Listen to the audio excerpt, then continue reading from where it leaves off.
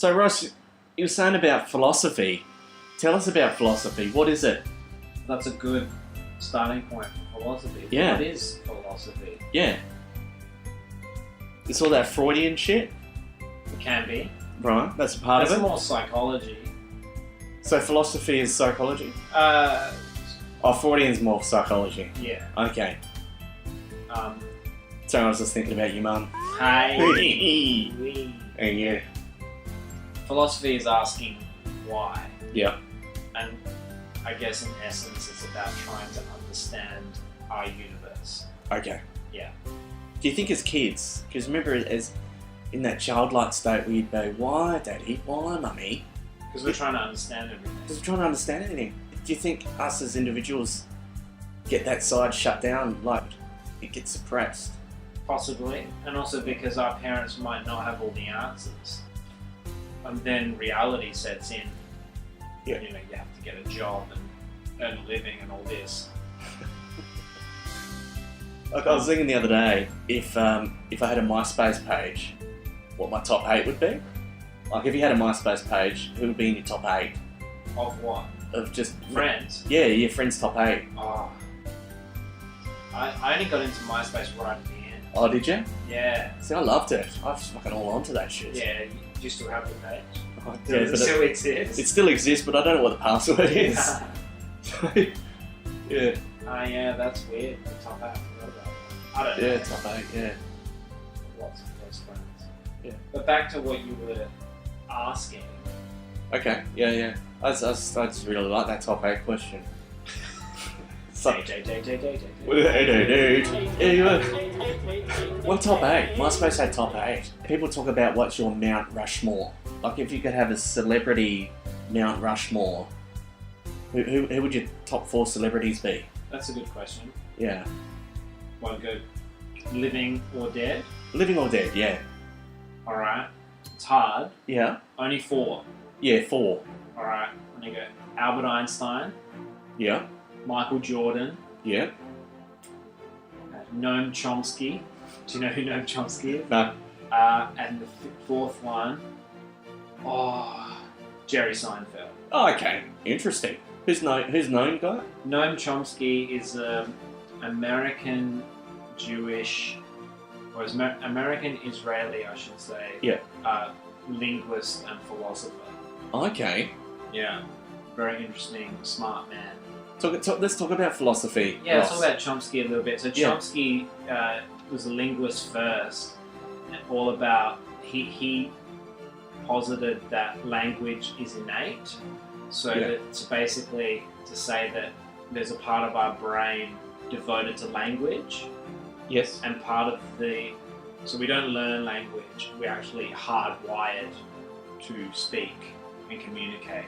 Yes. And part of the evidence for this is they talk about kids in pigeon communities. So to elaborate, imagine a society or a small enclave where there's like families of all different ethnicities. So you might have, say, a Mexican family, Yep. and an Australian family, and an Italian family, and an African family. And the kids in those communities, because the kids will all play together, even though they all speak different languages, will invent their own syntax so Yes. they can all communicate Yep. between themselves. So language, as you know, is it's organic, like it's not fixed, like it's this thing that evolves. That's why new words are getting invented and the way people speak, you know, Yep. it all evolves. And so yeah, it's really fascinating stuff. Who are your 4 people, by the way? I've got to say, Aristotle gets an honourable mention. Oh, Aristotle. Yeah, Aristotle. Right. Who are your 4? I was kind of just casually thinking of who you'd want to hang out with and have a dinner party. Yeah. Originally, I was.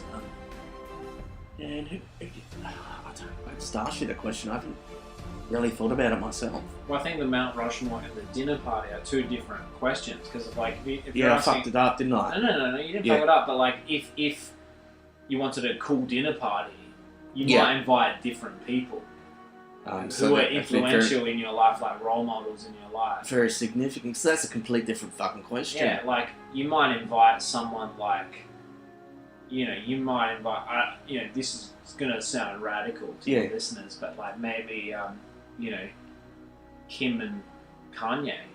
Yeah. Invite them over. That'd be good at a dinner party, don't you think? Yeah, absolutely. Why not? Yeah. Get them involved. Yeah. Get Pink involved. Get that party started. You know, Pink would be pretty cool to hang out with. Yeah. Is she bringing a +1? Sure. Pink, you get a +1. You'd invite some pretty, just people that like to party. Yeah, that's it. James Franco. Fuck yeah, James Franco, motherfucker. I'd get James Franco involved. Definitely. Why yeah, not? James Franco's up there. What a chiller. Yeah. Yeah. You know Fuck what I mean? yes. You know what I mean? I know what you're saying, bro. Zach Galifianakis. Yeah, mate. Why not? Yeah, done. He's hilarious. I read somewhere he took a homeless chick to the red carpet. Are there even... Just a nice thing to do. That's fucking killer. But not to get... Hey. Are there homeless women? Because I've only seen homeless men. I don't sound sexist. I've never seen a homeless woman. They must Are you exist. serious? I don't think so. You've never seen a homeless woman? I don't think so. Are you fucking serious? I'm serious. Wwow. Who am I to judge, mate? No, I'm just saying, Wow. aren't most homeless people that you see men? Possibly. I don't know. I don't have access to that data, but I mean, stats are fucking. You can make. Sure. America, maybe there's more homeless people. So You're probably right though. There would be more male homeless people, but I don't know. Good on him. The point is, Zach Galifianakis. Yeah, fuck yeah. That's it. Alright, that's a good question. If you were to go, Oscars, red carpet, who would you take? You're nominated Attitude Consultant, Best Podcast. I've got my partner, Nikki. Okay. Without a doubt, definitely. You definitely scored brownie points with that one. Oh. Here's where I'm a bit torn. Years ago, my auntie said to me, she goes, if you're ever famous, can you take me to the Oscars? So I feel now that I have to. Don't you feel a bit manipulated by that? No, because she supported me lots. You have to, mate. You're a if you don't take your auntie. So I have to now. You have to. I can't take my partner. Yeah, you have to. Have to. Yeah. Sorry if she's listening. She will be, because this is an award-winning... This is the most listened to. Of course she's listening. Yeah. All right. No. Just Steve Davis, listening. Yeah. Because you're a man of integrity, and I know that, and I know that you will honour that. I'd like to honour promises that I make to people. For sure. Yeah, I'm the same, mate. For sure. So do you think that by having that integrity, you withhold promises? Like you're more likely to say, no, I can't promise? Well, I'd only promise something if I can definitely do it. Yeah, great. Do you know what I mean? Yeah, great. Yeah, I don't want to promise, and then I don't like leaving loose ends. Do you know what I mean? If I say to someone, I'm going to send you a link to that show. And don't. And then I don't. I'm thinking about it. Yeah, so I get home and I send them that link. Because otherwise they're like, this is the man I can't trust. Like, you come across as being untrustworthy by withholding a promise.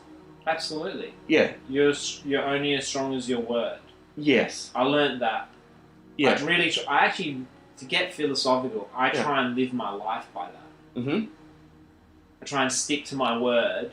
So here's a question. Have you ever told your partner at the time that you love them? Objection. That's a leading question. What, and not meant it? Is that what you mean? There are some people out there that cannot say, I love you. Oh, really? Yeah, like I say, I love you, Nikki. Nikki, I love you. Like, I love... Like, extra brownie points. Yeah. But there are some people that can't say that. Maybe they're just really damaged. Or vulnerable. It's a vulnerable moment. Because when you say it, I love you, you're expecting that I love you back. Yeah. Okay. Aren't you? Because I've heard some commentary on this, actually. When you really say I love you, it's really a question, isn't it? You're saying, do you love me too? Yeah. You know what I mean? Most of the time. A lot of the time. It's loaded. But I think if you genuinely love, you would say I love you and not expect an I love you back. Yes. Because they're going to say I love you back when they feel like saying they love you back. Yeah. And I deliver all of my I love yous like that, as if you don't have to reciprocate. Yeah, and that's a great attitude to have, Ross. Yeah, but then when you start saying I love you, it's like a tap, isn't it? Yeah. Then you just keep, it's sort of like, you're like, and then you can almost overdo it. Yeah, that's right. That's a bit, you don't want to overdo it either. A little bit less power. Like, I used to have a little goldfish there, a little Mexican fighting fish. Yeah. And just to entertain it, I'd just get a little mirror out. Yeah. So I would think there's another fish in there. Yeah. But there's one time I left it in there, like overnight. Yeah. And so I took it out. Oh. And then when I went to do it again, it wouldn't puffer it up again because it had been oversensitized to it. Ah. It's kind of a bit like that. You got to be in the moment. Yeah, and you have to mean it. If you mean it and love it, if your intention's good. Yeah. I'm loving doing this podcast. Yeah, this is great. I think this is I'm going to use this. This award-winning content right now. Red carpet. Red carpet. Did you know I got nominated for an award last year? Did you? For Best Comedy. For The Attitude Consultant got nominated for Best Comedy for the Australian Podcast Awards. Well done. Oh, thanks, man. Did you win? No, Tony Martin beat Well, me. If you're going to be beaten by someone, Who would I want to be beaten by? Tony Martin. Tony Martin. I love it. Yeah, I love his stuff. I grew up with him. Martin Malloy. Yeah, the yeah. Late Show. Love The Late Show. You know, they're Yeah. recording. I still remember that. Do you remember that sketch where he's driving through, he does the drive-through as Patrick Stewart? yeah, you're talking about Martin Malloy. Yeah. Oh, I'm Patrick Stewart. I'm Patrick Stewart. I would like a fillet. Oh, fish. Probably a bad impersonation. No, that was my first website that I ever looked up in 1994. I reckon it might have been 94, 95. That was my first website I looked up at the Wow. school library. Was the Martin Malloy website, just to kind of read up about the Brown And The album. Late Show. How good was The Late Show? The Late Show was great. There's nothing like it. Yeah. Surely Australian. All those guys now are all doing genius stuff, aren't they? Are You Paying Attention? Yeah. Tommy G. Yeah. Yeah. Yeah. Utopia. Rob Stitch. They've Yeah. made a bunch 'Cause of movies. Because they're all lawyers, aren't they? Oh, a few of them are. Yeah. Working Okay. Dog Productions. I think they made The Castle as well. Yeah, yeah. The Castle was brilliant. Was genius. Yeah, that apparently whole- they wrote it and filmed it in like a month. Yeah. Apparently. Oh, Eric it's a- Banner launched Eric Banner's career. Yeah. Yeah. Yeah. Yeah. No, you're right. The Castle was brilliant. It was kind of that whole everyone roots for the underdog. Yes. Do you know what I mean? This is essentially me not losing my house and me fighting a disability.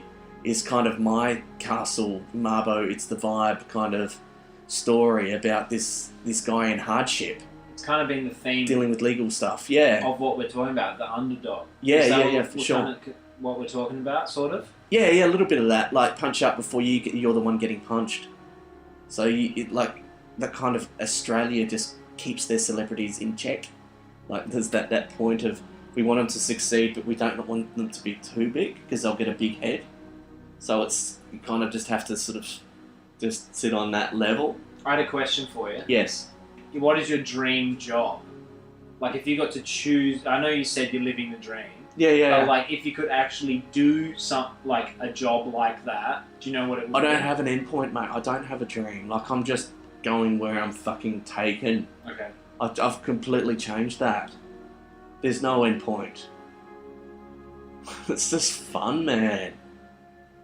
Fair enough. Yeah. Do you have an endpoint? Do you have like a dream job? A dream place?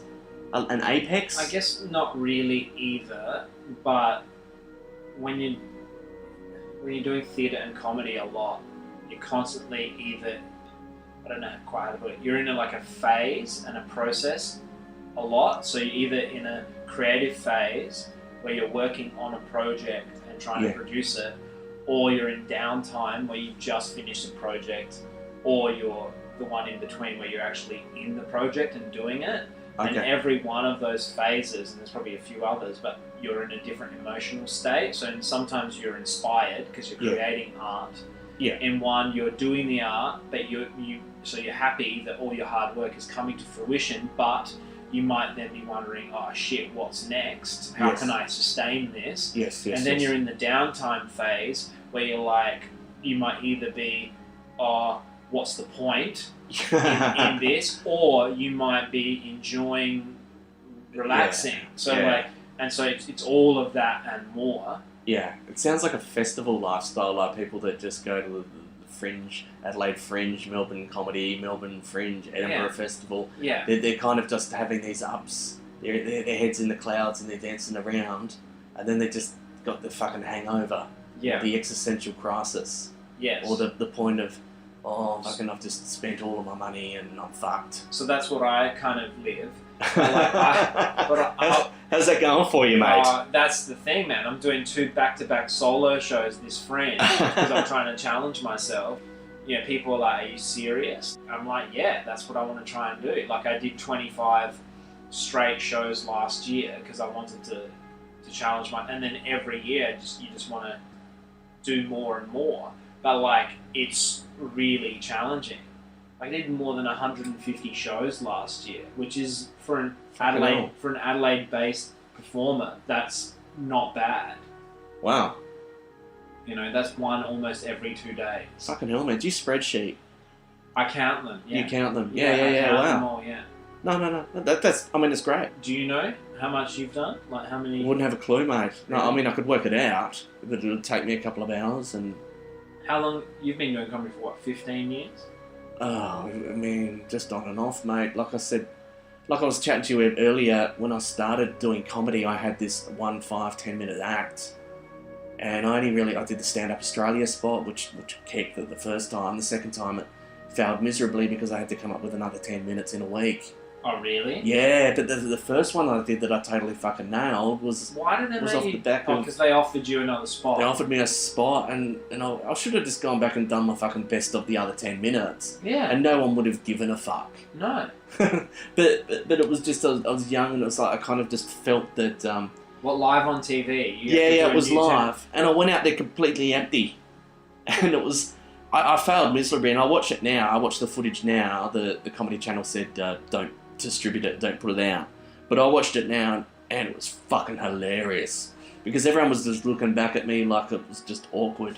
So were you encouraged to do different material, or could you have done the same set? I could have done the same set. No one would have given a fuck, Good Ross. on you, man, for taking a risk, though. Well, I did. That's a big risk. Yeah. I don't know, mate. At least you've done it. Well, yeah. Do you know what I mean? I remember that night I cried in the gutter afterwards. I remember I just had this fucking bucket of KFC. I just couldn't handle the failure. It was weird because I bombed quite a few times. But the last time I bombed at Cranker, which is the last gig I did at Cranker, I knew I was going to bomb. I walked in there and I was unprepared. I'd had fucking no sleep for the last 3 days. I just edited a 3.5 hour podcast. And I should have cancelled. But I went in there and I knew I was going to bomb, but I bombed in a way that was interesting because I was recording it. But for that scenario, the one on Stand Up Australia, I wasn't aware of it. I had in my mind how it was going to turn out, and then reality just totally hit me hard, and that was harder.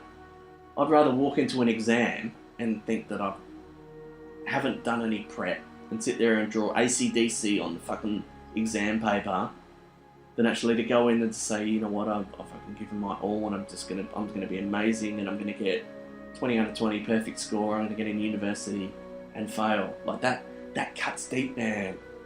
That fucking hurts. The other one's fun. Well, it's fun to draw AC/DC. All I can say, man, is one, I'm glad you didn't cancel. Was it Cam Knight who was hosting? Yeah. Cam Knight was hosting it. Yeah. I still remember seeing you on TV, man. Yeah. It was live. Yeah. So there was no, like, it was just... Was that real stand-up? Yeah. It was just totally out of my... The first one I did, a couple of times I'd mumbled things, but because of my experience with filmmaking, I was able to kind of just stop, pause for a couple of seconds, and then I repeated the joke, right? Snip, snip, bam. Perfect cut.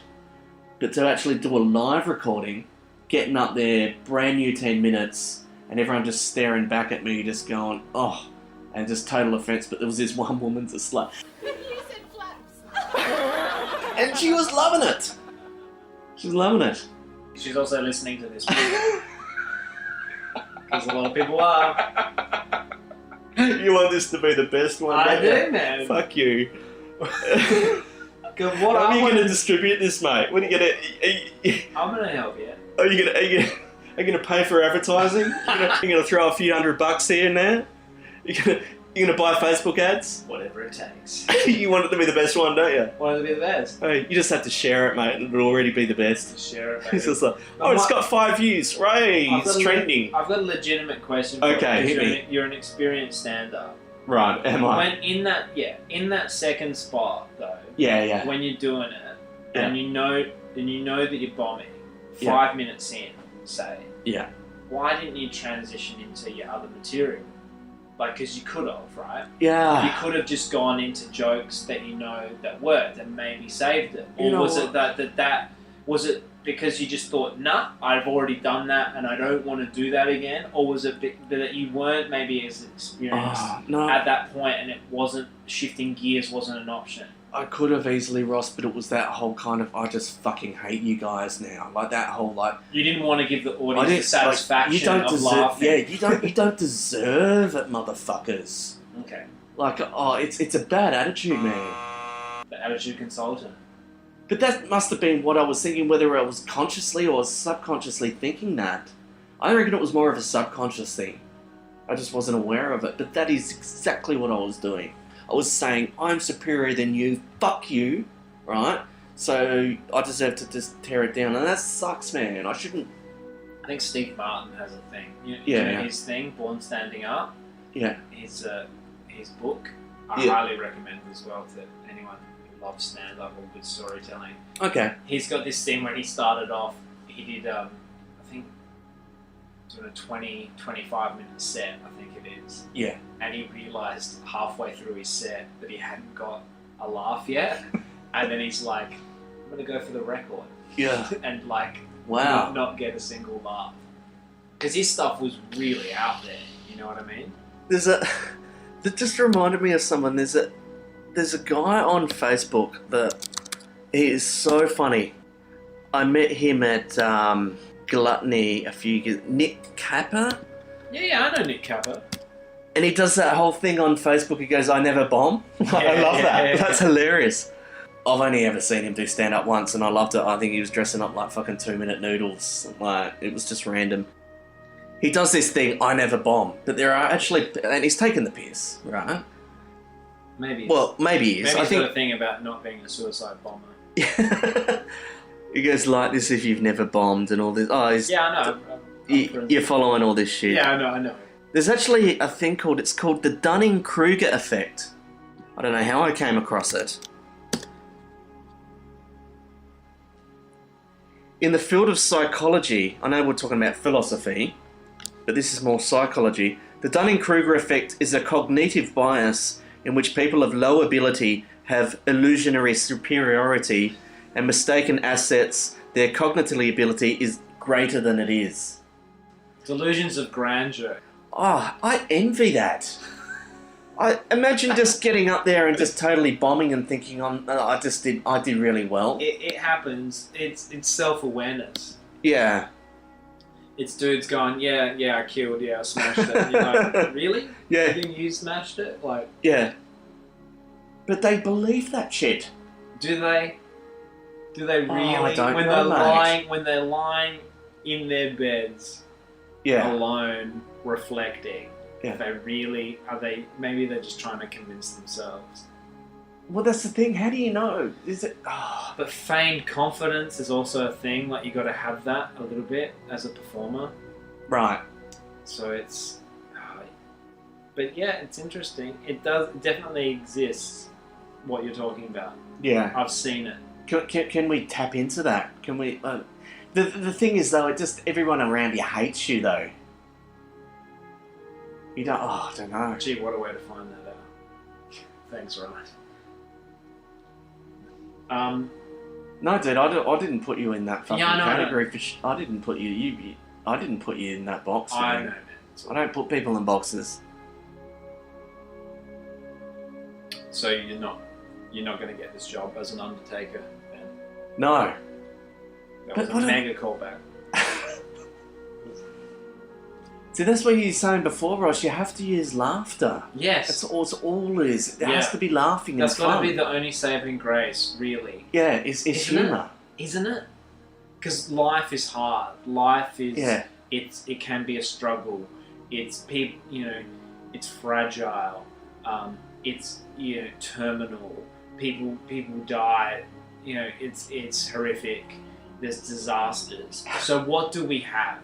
What's the counterbalance to that? It's got to be laughter. Yeah. And that's why we do this, isn't it? Well, yeah. I think that's why we do it, but we don't. For me, laughter became a survival mechanism. Yeah. Like being sick in hospital and waking up from the coma. Like I just found that I had to use laughter to save my life. I had no other means. It literally, what they say, laughter being the best medicine. It was all I could rely on to get through that moment. Fucking hell, I've got to turn those email notifications off. Just people emailing you saying, hey, what's the next episode? Because I really want to listen to it. Oh, dude. You realise though, it's pretty easy to be the fucking best episode. Like I get fuck all listeners. Well, doesn't matter. We still got to. Yeah, it's all good. Got to hit it. So that's the problem. Sometimes I set up for 2 weeks editing a video, and it's like, I just got tens of views or listens. You know what I mean? Like, where's the payoff for that? And you still keep playing on because you know it's getting to an end point. But where is it? Where is that end point? Just keep playing on because it's fun. I mean, 20 years ago when I first got up there at the stage and someone asked me why did you do comedy, it'd be like, well, I'm a fucking awkward teenager and I want to pick up chicks. Like, that was what got me into doing stand-up. Now I do it because I fucking have to. I do it because I'm shit at everything else. I do it because I just got fucking 10 rejection letters last week for jobs that I legitimately wanted and was happy to do. it's not a choice. It's you not a you do choice, stand man. up because you have to. I'm doing it because I have to. Yeah, I get it. But I don't know. It'd be nice to do some comedy that's not fueled by anger, like that doesn't come from an angry, cynical place. It'd be nice to just. We have to want to. I know it's weird, but instead of not giving a shit if the audience like you or not, you have to want to entertain those random people in front of you. Yeah. That's part of being a comedian. It Yeah, could be people you don't like. There might be people in the audience you don't like, or you might not know them, and you might be like, I don't. Well, you gotta, if they bought a ticket to your show, you gotta Yeah. fucking respect them, man. That's Like right. it's a transaction, and they come because they want you to succeed, and they don't want you to do good. And the thing is, when you get up there and you just go, my life's fucked, which you have every right to do, they're just looking back and go, dude, I don't care. I paid for your ticket, make me laugh. Yeah. Put on the monkey suit and dance for me, motherfucker. It's like, you know, people are out there and they do trending YouTube videos where they fucking do the robot dance and shit, and then they go, we're going to do a live show and go, no, I don't want to do that fucking dance, I'm a poet. Right, people are going, put your poet aside, you fucking pompous little and do the fucking robot dance, motherfucker. I paid to see you. Do you know what I mean? It's just... I was just young and stupid, and I was fucking stuck in my own head. It was all about me, fucking me. So you realise that now, man, and Yeah. if you had it, that's fine. Yeah. You can't change it. But if you got given that opportunity again, you would play it differently. Oh, for sure. It's about preparing, it's about rehearsing, and then it's about distributing. But then you just got to be in the moment, and you got to get over yourself and realise that I'm here to do a role. My role is to entertain the paying guests. Like, I just had a bad attitude, man. It's fucking, it's business. People are investing their money. Like, it's important. Show respect for the investor. Show respect for your paying customer. I don't know, man. That's probably a good point. Can I plug my fringe shows? Yeah, for sure. You're doing a fringe show, aren't you, I'm Ross? doing back-to-back solo shows.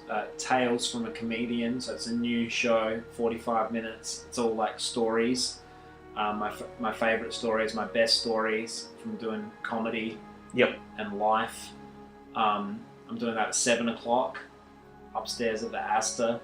and then That's on Gilly Street, is it? on Gilly Street. Or Gilbert Street? It's on Pulteney Street. Yeah, gotcha. The Gillies and Pulteney, yeah. Yeah, cool. And then I take a break for a bit, and then I come back and I do my Edinburgh show, Time Out with Voss at 8:30 Oh, fantastic. on Thursday, Friday, Saturday nights. And then there's a late show on the Friday and Saturday nights as well. So that some of those nights there's 3 shows. You're just curating the late show? No, I'm hosting it. Oh, wow, dude, you're working hard, mate. Yeah, I'm trying. Wow. So, but yeah, it's going to be interesting because a lot of the people that I know are artists, you know, who might be doing their own shows or might not be able to afford it or might not be able to come. Yeah. And my location is a little bit out of the city, so... But the thing, I mean, you think about Adelaide, there's no part that's out of the city. Like, it pretty much, from one corner to the other is a $5 to $10 Uber. Like, there's no excuses. Oh, really? No, Not there's today. actually good parking. Yeah. Near the Astor, so Well, that's it. has some pros. Yeah. It's just all about Foot traffic. trying Yeah. to motivate people. You know, I'm also running my yearly gigs, so it's also I'm promoting them, and then I'm like, oh shit, I've got to promote myself now. Okay. So, I hope It's exciting. I hope you can come. Yeah, definitely will come. Yeah, I've got the I'm running the quizzes, and I've got Bogan Bingo. I'm only on Thursday, Friday, Saturday. Thursday, Friday, Saturday. What times are they? Well, first show's at 7. Yeah. Then at 8:30. Yeah, there might be one of the Fridays or Saturdays I'll be able to come down for sure. That'd be good. I'd love to check it out, man. That'd be sweet. Sweet. Anything else you want to plug? No. No. Oh, Eat It. No, I mentioned Eat It before. Oh yeah, check out the Eat It card game. So maybe when you post this podcast, we can post some links underneath if the listener's interested in playing my game. You can download a free Android app from Google Play, and you can also play online for free via the website. Okay. Links underneath this link. And that's the Eat It card game. Yep. Fantastic. All right, thanks for coming down, Ross. My pleasure. Awesome. All right, have a good fringe. Look after yourself. Thank you.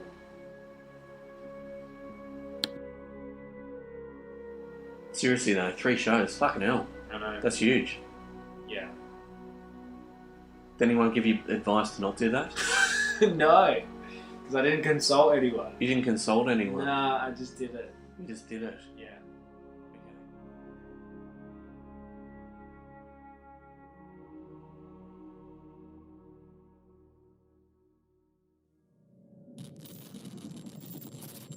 Energy Consultant is produced by Ryan Harry and distributed by the Ozcast Network.